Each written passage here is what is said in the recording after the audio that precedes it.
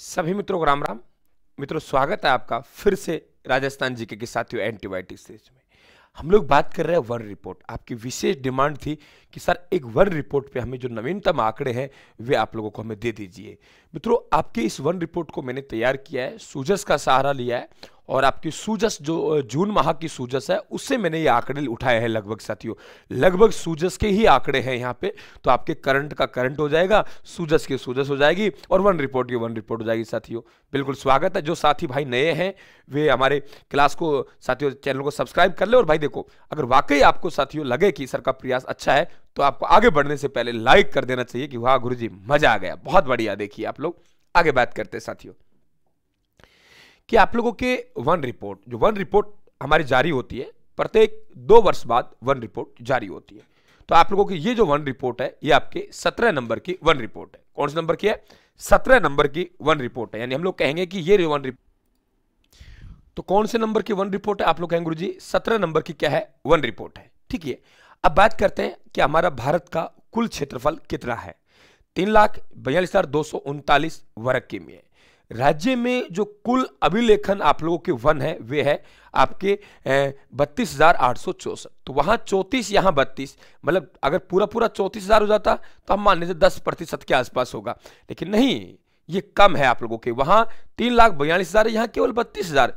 तो 32,864.62 वर्ग किमी है, जो कि साथियों आप लोगों के भौगोलिक क्षेत्रफल के हम सापेक्ष देखें तो 9.60% होगा। पिछली बार तो हमारी 9.57 ही था, लेकिन हमने वृद्धि की। अब की बार 25 वर्ग किमी के आसपास हमारी क्या हुई है? वृद्धि हुई है। ध्यान रखना आप लोग, आगे पढ़ाऊंगा। तो प्रदेश का कुल भौगोलिक क्षेत्रफल 3,42,239, उसका कितना प्रतिशत वन है हमारे? तो 9.60। अगर 9.60% देखेंगे तो हम लोग कहेंगे 328.64 आप लोगों के 62 वर्ग किमी आएगा पॉइंट में। ठीक है, अब बात करते हैं राजस्थान में कुल वनावरण, तो हमको 16,655 वर्ग किमी है। अभिलेखित वन के अंतर्गत वनावरण आपके कहेंगे 12,560 वर्ग किमी है। अभिलेखित वन के बाहर वनावरण आप लोग कहेंगे 4,095 है। दोनों को जोड़ेंगे तो राज्य का कुल वनावरण होगा 16,655 वर्ग किमी। उसमें अभिलेखित वन है वे आपके 12,560 हैं और अभिलेखित वन के बाहर वनावरण है वे आपके 4,095 वर्ग किमी है। क्लियर भाई? ठीक है, आगे बात करते हैं कि आपके राज्य का कुल वनावरण एवं वृक्षावरण, तो हमके 25,388 है। ठीक है भाई, ये ध्यान रखें आप लोग, वनावरण और वृक्षावरण दोनों को हम लोग जोड़ देंगे तो राज्य के भौगोलिक क्षेत्रफल का अगर ये देखेंगे कुल वनावरण और वृक्षावरण तो ये 7.42% आएगा। प्रति व्यक्ति औसतन वन एवं वृक्षावरण, प्रति व्यक्ति क्या कहा है मैंने? प्रति व्यक्ति औसतन की बात करें तो प्रति व्यक्ति औसतन कितना आ जाएगा? 0.037। कितना आ जाएगा? 0.037 आ जाएगा। राज्य में सर्वाधिक वनों वाले जिले हैं उदयपुर देखिए, अलवर है, प्रतापगढ़ है। एक प्रतिशत के हिसाब से, एक वर्ग किमी के हिसाब से तो नंबर 1 पे उदयपुर है, 2753.39 वर्ग किमी है। नंबर 2 पे अलवर है, हम लोग कहेंगे 1195.91 किमी। देखो यार 2700 था, यहां एकदम उतर गया 1100 है। प्रतापगढ़ में एक कम है, 1033.77 है।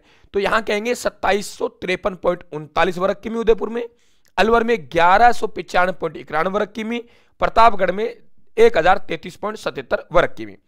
अब इसी तरीके न्यूनतम की बात करें हम लोग तो चूरू में सबसे कम है 77.69 वर्ग किमी, यानी 77 वर्ग किमी ही वन है मात्र। वहां देखिए आप कि 2753 है, यहां 77 है। हनुमानगढ़ में थोड़ा सा बढ़ जाएगा, 92.97 है। जोधपुर में 109.25 है। तो आपके सर्वाधिक वन उदयपुर में, अलवर में, प्रतापगढ़ में, फिर न्यूनतम चूरू, हनुमानगढ़, जोधपुर। इस तरीके ध्यान रखेंगे आप लोग। ठीक है, आगे बात करते हैं। अब बात करते हैं हम प्रतिशत के आधार पर। भाई प्रतिशत के आधार पर देखो, वैसे ही प्रतिशत के आधार पर कहां था आप लोगों के? उदयपुर। वहां संख्या के आधार पर यहां आपका 23.49%। वहां आप लोगों के अलवर था, लेकिन यहां प्रतापगढ़ आ गया 23.42। सिरोही में 17.49। वहां आप लोगों के हम लोग बात करेंगे कि आपके उदयपुर, अलवर, प्रतापगढ़ था, यहां संख्या एकदम चेंज हो गई है। उदयपुर, प्रतापगढ़, सिरोही। क्या कहा मैंने? उदयपुर, प्रतापगढ़, सिरोही। प्रतिशत के आधार पर न्यूनतम की बात करेंगे तो वहां हमारे पास में चूरू में कम थे, लेकिन बात प्रतिशत की आई तो जोधपुर पहले नंबर पर चले गया 0.48। वैसे पूछे न्यूनतम वन चूरू में, प्रतिशत के आधार पर जोधपुर में, चूरू दूसरे नंबर पे आ गया और जैसलमेर आपके तीसरे नंबर पे चले गया। वनाच्छादित क्षेत्र में वृद्धि, वन आच्छादित क्षेत्र में वृद्धि, मैंने पहले ही कहा आप लोगों से कि पिछली बार हमारा 9.57 था। कितना था भाई? 9.57। तो 9.57 है, क्या कहा मैंने? 9.57, वे आपके 9.60 हो गया। ये देखिए आप लोग, ये देखिए, बहुत बढ़िया आपका बनेगा। ठीक है, तो बहुत बढ़िया आपका सवाल यहां से बनेगा, एकदम ध्यान रखें आप लोग इस चीज को।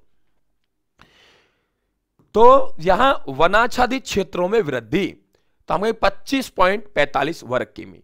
अब सर्वाधिक वन वृद्धि वाले जिले कौन से हैं? अजमेर और पाली। हमसे कहे कि आप लोगों के न्यूनतम सर्वाधिक वन क्षेत्र में कमी वाले जिले कौन से हैं? जालोर, करौली। भारत में प्रथम वन नीति 1894, भारत की प्रथम वन नीति कब जारी की गई? 1894 में। लेकिन स्वतंत्र भारत की बात करें तो फिर अलग आ जाएगा आपका 1952। राजस्थान सरकार की वन नीति की बात करेगा 2010, लेकिन राजस्थान सरकार का वन अधिनियम पूछेगा 1953। ध्यान दें आप लोग, भारत की प्रथम वन नीति 1894 में, स्वतंत्र भारत की प्रथम वन नीति 1952, राजस्थान सरकार का वन अधिनियम 1953, राजस्थान की नई वन नीति 18 फरवरी 2010। वन नीति 2010 है, वन अधिनियम 1953 है। राजस्थान वन विभाग की स्थापना 1950 में। अब साथियों, वैधानिक आधार पर जो वर्गीकरण किया गया है, 3 प्रकार के वन: आरक्षित वन, वे वन जहां से हम लोग कटाई नहीं कर सकते; रक्षित वन, जहां हम लोग कुछ हद तक कटाई कर सकते हैं अनुमति लेके; और अवर्गीकृत वन, वे वन जहां किसी प्रकार कोई रोक टोक नहीं है। तो हम बात कर रहे हैं वैधानिक दृष्टि से। क्या कहा मैंने? वैधानिक दृष्टि से। तो वैधानिक दृष्टि से बात करें आरक्षित वन, तो आरक्षित वन जो हमारे हैं यानी 32,864.62 है। ठीक है, जो कि राजस्थान के क्षेत्रफल का 9.60% है। इसको हमने 3 श्रेणियों में बांट दिया। एक तरफ आरक्षित वन है, वे आपके कितने दे दिए हम लोगों ने? 12,176.24 वर्ग किमी। फिर रक्षित वन, जहां आपके कुछ हद तक कटाई कर सकते हो आप लोग अनुमति लेके, तो 18,564.45। अवर्गीकृत वन आप लोग कहेंगे 2123.93 वर्ग किमी। कुल आपके वन है वे आपके 32,864.62 किमी। राष्ट्रीय उद्यान 3 है, वन्यजीव अभ्यारण्य 27 है, कंजर्वेशन रिजर्व सूजस में जून में 15 दे रखे हैं साथियों, लेकिन एक नया बन चुका है रणखार जालोर में, तो आपके 16 हो गए।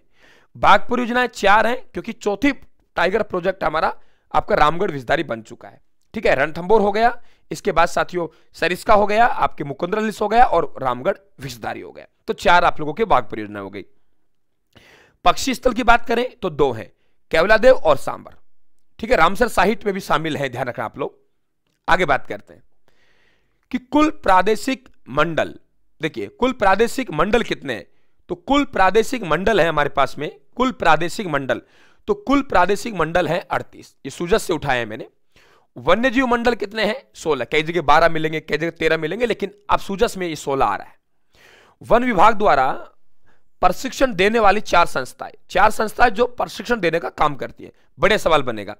राजस्थान वानिकी एवं वन्यजीव प्रशिक्षण संस्थान जयपुर, वन प्रशिक्षण केंद्र अलवर और मरु वन प्रशिक्षण केंद्र जोधपुर। राजस्थान वानिकी एवं वन्यजीव प्रशिक्षण संस्थान जयपुर, वन प्रशिक्षण केंद्र अलवर और मरु वन प्रशिक्षण केंद्र जोधपुर। ये ध्यान रखें, दोबारा फिर रिपीट कर रहा हूं। राजस्थान वानिकी एवं वन्यजीव प्रशिक्षण संस्थान जयपुर, वन्य वन प्रशिक्षण केंद्र अलवर और मरु वन प्रशिक्षण केंद्र आपके कहां हो गया? जोधपुर में। ठीक है, ये बात क्लियर हुई। आगे बढ़ते हैं हम लोग। वन्यजीव प्रबंधन एवं रेगिस्तान, देखो कितना बढ़िया क्वेश्चन बनेंगे। वन्यजीव प्रबंधन एवं रेगिस्तान परितंत्र प्रशिक्षण केंद्र, चौथा आपका तालछापर है चूरू में। अब देखिए, centre of conservation of natural resources, environment protection and climate change की स्थापना की गई है 18 सितंबर 2011 को। राजस्थान की वन नीति 2010 में पढ़ा चुका हूं, वन अधिनियम 1953 में। राजस्थान की इको टूरिज्म पॉलिसी जारी हुई है 2021 में, वन नीति 2010 में, और इको आप लोगों के टूरिज्म पॉलिसी जारी हुई है 2021 में। ठीक है, राज्य में लेफर्ड सफारी कितनी हो गई है? 3। पहले आप लोगों के जवाई पाली था, दूसरा झालाना जयपुर और तीसरा आपका आमागढ़ जयपुर आपका नया बना है। और देखिए क्या क्या बन सकता है, बर्ड पार्क आप लोगों के उदयपुर में हो गया, Marudhara biological park Bikaner, Marudhara biological park कहां गए साथियों, बीकानेर। ठीक है, बहुत बढ़िया क्वेश्चन बनेंगे, वेरी गुड। लगे रहिए, पीडीएफ टेलीग्राम से प्राप्त करते रहना आप लोग।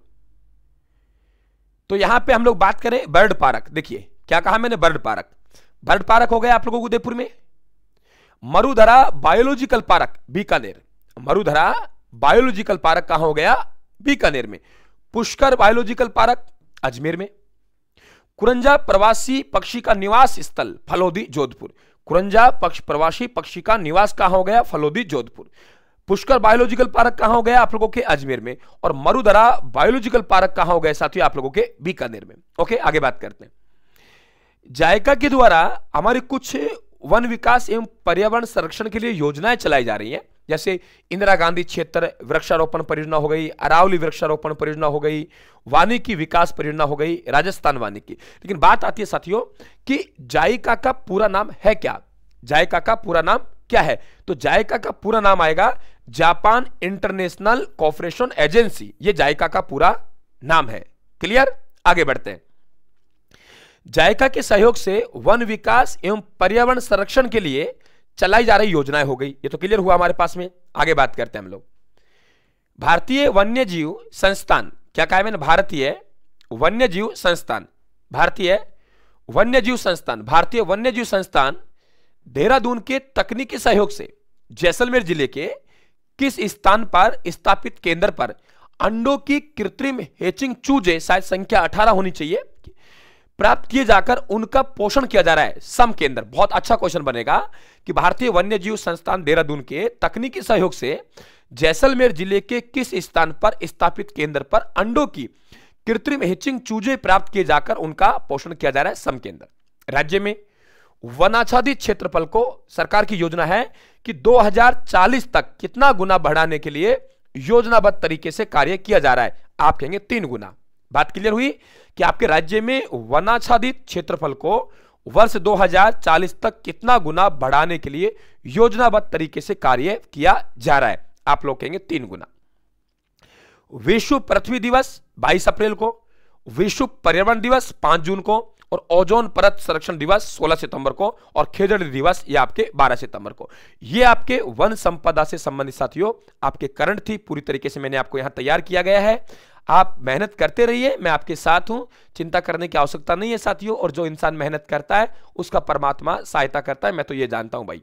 सीधा ज्यादा पढ़ा लिखा नहीं हूं, लेकिन जितना मेरे समझ में आता है, ठीक है, हाँ ये आता है कि हम लोग मेहनत करेंगे तो परमात्मा हमारी सहायता जरूर करेगा भाई, समझ गए, परमात्मा हमारी सहायता जरूर करेगा। क्लियर, बहुत अच्छी तरह समझ में आ गया। तो ये आपके प्रदेश की जो आपका साथियों वानिकी परिदृश्य है प्रदेश का, वे मैंने आपको एक दृष्टि में पढ़ाया है। तो करंट से रिलेटेड हो गए आपके सभी आंकड़े, यहां से एकदम आपका क्लियर होता हुआ बढ़ेगा। ठीक है, तो आपके ये वन रिपोर्ट आपकी एकदम क्लियर हुई। ठीक है भाई, ये ध्यान रखें आप लोग, वन रिपोर्ट। अब भाई आपको देखो मेहनत आपको करनी है, ठीक है, ये ध्यान रखें आप लोग, प्रयास हम कर सकते हैं, ठीक है, ये ध्यान रखें आप लोग। तो आपके वन रिपोर्ट पढ़ रहे हो आप लोग, ये ध्यान रखें, ठीक है, थैंक यू, धन्यवाद। और पीडीएफ ये टेलीग्राम पे लगातार कंटिन्यू जा रही है, ठीक है भाई, पीडीएफ टेलीग्राम से कंटिन्यू प्राप्त करते रहे आप लोग।